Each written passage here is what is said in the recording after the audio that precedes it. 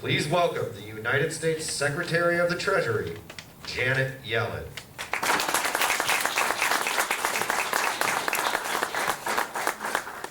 Well, first, thanks to everybody for being here today. It's good to be in Mesa with Chairman Sellers and Mayor Giles to highlight what we're seeing at this American Job Center and across the country. Over the past 3 years, the Biden administration has driven an historic economic recovery. Economic growth is strong. The labor market is also remarkably healthy. We've created over 15 million jobs since the start of this administration, and the unemployment rate has been below 4% for the longest stretch in over 50 years. Real wages, that's wages after adjusting for inflation, have increased over the past year, and household median wealth is also up by 37% between 2019 and 2022. Families are putting their accumulated savings and extra income back into the economy, and we've seen other signs of strength too, like the record number of small business filings. Inflation has also come down significantly since its peak, though the President and I know that the costs of key household expenses are still too high, so we're taking action. We've capped insulin costs for Americans on Medicare at $35 a month and are fighting to keep health insurance premiums low. The Inflation Reduction Act is enabling investments that will lower energy costs, and we remain committed to making housing more accessible and affordable. But today I'd like to focus on one aspect of our economic agenda that's contributing to the progress we've made and will continue to make.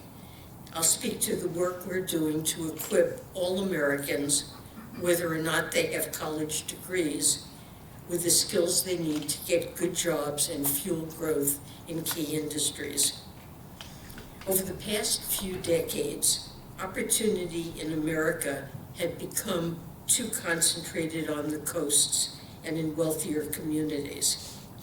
Some communities had never gotten the investment they deserve, others had been left behind, and it's been too hard to get a good job, especially for Americans without college degrees.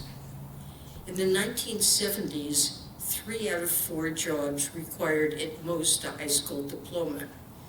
Now, 2 out of 3 jobs require more than a high school diploma, and this holds back the majority of Americans over 25 who don't have college degrees. President Biden and I know how much having a good job can mean for Americans across the country. A good job means being able to provide for your family instead of struggling to do so. It means not having to make hard choices between putting food on the table and getting health care. It means being able to buy a home or save for your children's education. And the President and I are committed to making getting a good job a reality for more Americans. This matters for the overall economy too. The Biden administration is pursuing an economic agenda focused on fueling growth in strategic industries.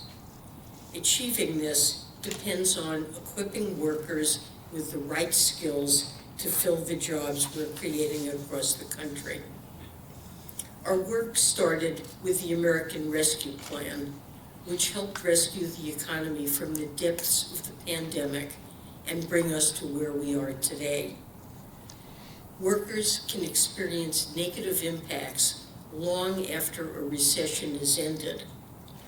We saw this following the Great Recession, when the long-term unemployment rate took nearly a decade to recover. Many workers experienced lower earnings once they were reemployed. And our administration was committed to preventing this scarring from happening again. So the President took decisive action. The American Rescue Plan helped keep Americans housed, businesses open, and state and local governments resourced. And we made sure American workers were at the center of the recovery.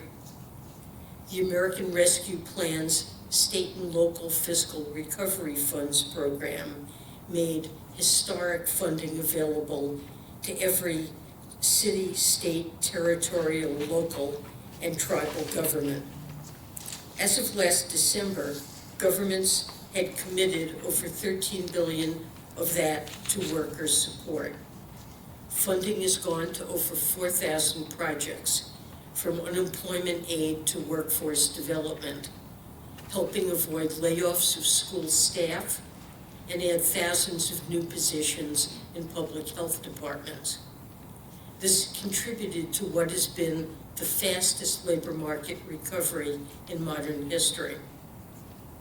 Now, our focus on workers continues through our medium and long-term agenda.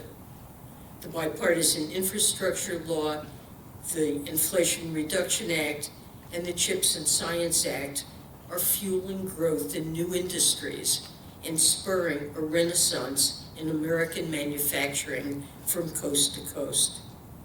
Companies have announced over $850 billion in new manufacturing and clean energy investments since the start of the administration, including $121 billion in Arizona. Semiconductors have been a particular focus here, with Intel and TSMC both expanding production. Well, of course, growth in these new industries means a need for new skills, from wind turbine technicians to solar photovoltaic installers to roles in the semiconductor and electronic component manufacturing industries. These skills aren't secondary to success, they're critical to it. Let me be clear, here in Arizona and across the country, we need workers for the industries that will drive our country's growth and resilience. We know that Americans are ready to get to work and take advantage of these good jobs, and they deserve the skills and training to do so. Workforce development programs are helping bridge this gap, and what's happening in Maricopa County is a prime example. The American Rescue Plan has enabled the county to dedicate $100 million to workforce support, including $12 million for the apprenticeship program based here and at another American Job Center nearby. The program is strategically drawing on multiple sources of funding, combining state and local recovery funds with annual Department of Labor funding. And it aims to equip 3,000 residents for jobs in construction, healthcare, information technology, and advanced manufacturing. This morning, I visited Mesa Community College, one of several community colleges partnering with the city of Phoenix to use funds to help prepare individuals for high-demand industries in the Phoenix area, including through a specific program called Semiconductor Technician Quick Start. And employers are helping too. TSMC, for example, is establishing a new semiconductor technician registered apprenticeship program with plans to scale over time as business needs evolve. We're seeing similar developments across the country. Due west of here, in Riverside County, California, $2.5 million is going to build a workforce education center for training, including in advanced manufacturing. To the east, in Ohio, the state is allocating over $2 million for a workforce training center. And I started the year by traveling to the Midwest, to Milwaukee, where the American Rescue Plan and additional federal funds are enabling WRTP, Big Step, to expand and modernize its training facility. Across the country, Our workforce development efforts also reflect a bedrock value that animates President Biden's long-term economic agenda, namely reaching those who hadn't previously had opportunity. Many ARP-funded workforce development programs pursued targeted outreach efforts to build diverse pipelines.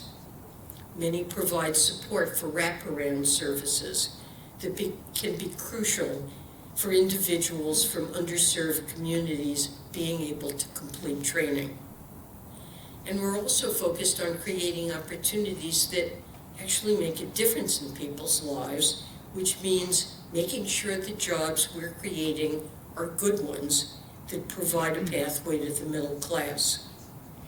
The Inflation Reduction Act's prevailing wage and apprenticeship requirements are key here. Unions matter too. Partnerships with unions can strengthen the link between training and employment, as I've seen firsthand in trips to the International Brotherhood of Electrical Workers facility in Las Vegas and at WRTP Big Step. And union jobs are more likely to be good ones, with wages 10 to 15% higher on average and improved fringe benefits like predictable scheduling. We see these good jobs being created here in Arizona, which ranks among the top 5 states in terms of wages for semiconductor processing technicians. Well, the President and I recognize there is more work to do. Even though inflation has fallen significantly, bringing down costs for families is our top priority. From making, owning, or renting a home more affordable to making it easier to get a good education. As we look ahead, we're also working to create stronger and more accessible workforce development programs to move forward the President's Investing in America agenda and prepare for emerging challenges shaping the future of work, like new technologies. These efforts are already well underway.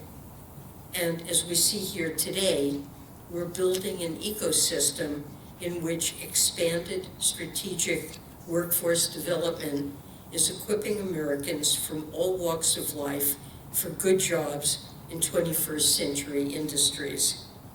We're expanding opportunity for those with and without college degrees here in Arizona and across the country. And American workers are in turn helping drive our country's growth and resilience. So I want to thank everybody for being here today, and thank you for telling me so much about the efforts that you have. They're so impressive. It's been wonderful to see. Thank you.